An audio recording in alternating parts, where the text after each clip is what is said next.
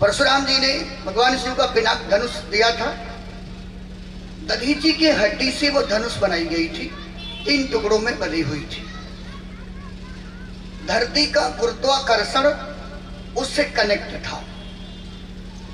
ध्यान दीजिएगा, राम जी ने छुअत टूट रघुपति न दोषु, राम जी ने तोड़ा नहीं, छुअत टूट हुआ है। तो वो धनुष, और ये चूंकि ऋषि मुनियों ने बनाया था तो विश्वामित्र जी को भी पता थी ये बात।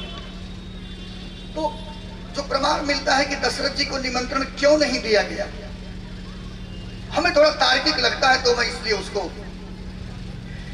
मुझे आपको सुना रहा हूं कि राजा जब पहले पहले वो धनुष रखी गई तो वो धनुष जमीन पे रखी हुई थी। वो गए मुनि जमीन पर रख दिए, एक चट्टान जैसी थी उस पे ही एक शिला पे रख दिए, परशुराम जी रख के चले गए। तो बाद में राजा ने सोचा कि इस धनुष को उठा के एक अच्छे आसन पर रखा जाए, रोज इसकी पूजा हो, क्योंकि ऋषि परशुराम ने इसको दिया है। परशुराम जी भगवान के अवतार हैं, राम जी के पहले उन्हीं का अवतार हुआ था। और भगवान शिव की ये प्रिय धनुष है, तो रोज इसकी पूजा आरती होनी चाहिए।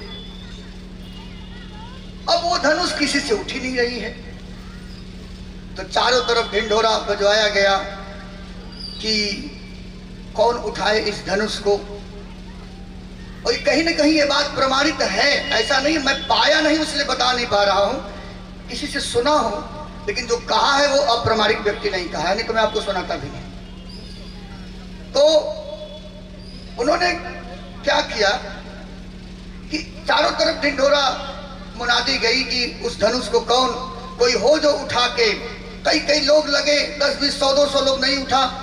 वो धरती से कनेक्ट थे, उठाने का मतलब पृथ्वी को उठाना है। राम जी इसलिए उठाए उनको सब, और राम तो ब्रह्म है, लेकिन अगर राम मान के भी सोचिए तो विश्वामित्र ने दोनों भाइयों को बता चुका। तो आगे कथा आएगी, प्रमाणित बात ये मिलेगी आपको 2-5 मिनट बाद। तो ये खबर जब राजा दशरथ के पास पहुंची कि ये धनुष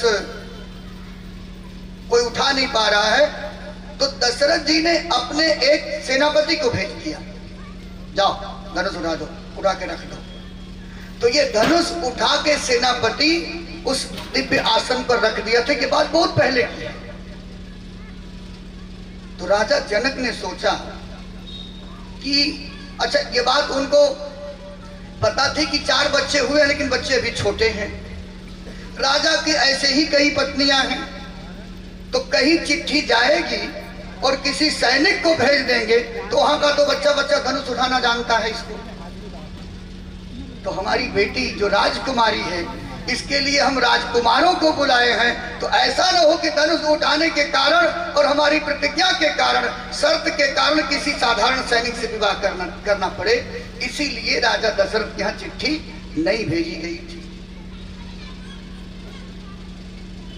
ये बात हमको बहुत प्रमाणित लगती है, क्योंकि जो बात लोग कहते हैं कि वो उन्होंने श्रवण कुमार का उन्होंने प्रायश्चित भी कर लिया था, और ब्रह्म हत्या वहां लग नहीं सकती थी, क्योंकि वो जान के मारे भी नहीं थे, और वो भी वैश्य कुल में उत्पन्न हुए थे, वो ब्राह्मण थे भी नहीं, तो ब्रह्म हत्या वहां लगने का सवाल नहीं था। और अगर ब्रह्म हत्या सच में मानी जाएगी, तो धनुष उठाने के बाद भी किसी ब्रह्म हत्यारा से राजा जनक अपनी बेटी का विवाह नहीं करते।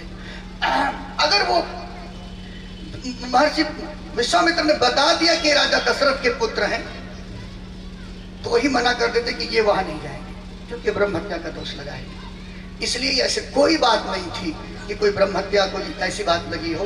केवल और केवल यही डर था कि कहीं राजा तो बुरे हो गए हैं, उनको विवाह करना नहीं है, बेटे अभी उनके पता नहीं कब के हुए, बहुत नन्हे नन्हे हैं, कहीं किसी सैनिक सेनापति को न भेजने के, जाओ भाई हमारे तरफ से तुम ही चले जाओ, हमारे राज्य का मान रखो, और कहीं उठा के धनुष वही न तोड़ दे, उठा दे, प्रत्यंचा चढ़ा दे, तो कहीं ऐसा न हो जाए।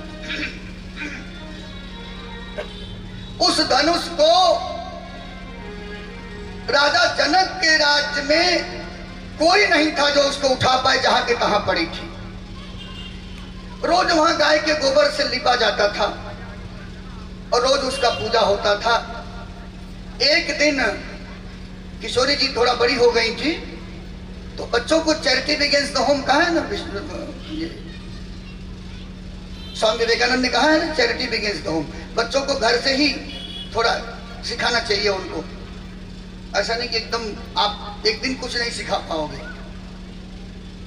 तो एक दिन माँ ने कह दिया कि बेटी तू जा, मैं थोड़ा दूसरे कामों में व्यस्त हूँ, थोड़ा धनुष की सेवा कर ले तू आज, उसको गोबर से लीप पोत के फूल चढ़ा देना, वो चढ़ा देना। तो वो किशोरी जी वहां गई, चढ़ाया, अरे वो गोबर से लिपा और देखा कि धनुष जो है, अच्छा लड़कियां होती हैं, हमारी भी बेटी है, जब कभी मंदिर में जाएगी हमारे तो 2 घंटा लगेगा उसको, पूरा एकदम चमचमाना चाहिए मंदिर। तो होता है, तो वो सोची किशोरी जी की ये धनुष पता नहीं कब से पड़ी है, इसमें कितना धूल झंकार जम गया है, और धनुष उठा के और विधिवत अपने उत्तरीय से जो कंचुकी ओढ़ी थी उससे पोंछ रही है धनुष को। राजा जनक के सिपाही गए और जैसे ही देखे बेहोश हो गए। अरे बाप रे, 6 साल की ये लड़की और ये धनुष उठा के पोंछ रही है, इधर से उधर पलट के पोंछ के चमका रही है, रगड़ रगड़ के। कुछ उसमें मूर्छा से छूटे तो भागे राजा के पर, राजा साहब चलिए देखिए महाराज, ये देखिए घोर आश्चर्य। राजा गए, बोले रुकिए वहां मत जाइए, खिड़की से देखिए।